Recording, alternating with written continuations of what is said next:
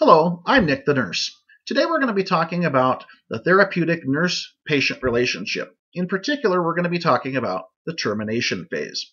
Now, as the astute nursing student that you are, you know that there are really four phases of the therapeutic nurse-patient relationship.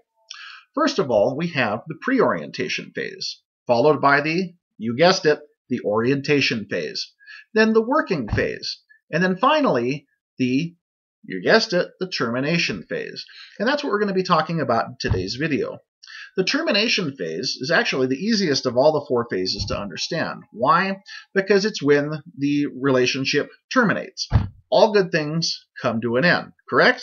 Well, most of the time. At any rate, what happens here is during the termination phase, the nurse and the patient go their separate ways. The nurse and the patient have resolved whatever mental health disorder or problem that the particular patient has at the time.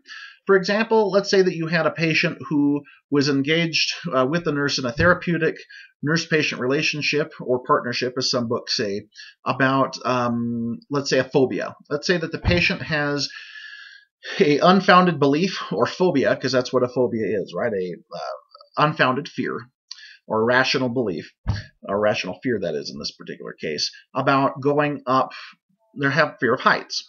So what happens is after the nurse participates in systematic desensitization therapy, which is usually the treatment of choice mental health-wise for phobias, the patient is able to climb a whole flight of stairs or even go to the top of the Empire State Building at the end of this particular relationship. And at the end, once they've been able to achieve their goal, it's time to go. Why? Because the nurse and the patient have both done their job.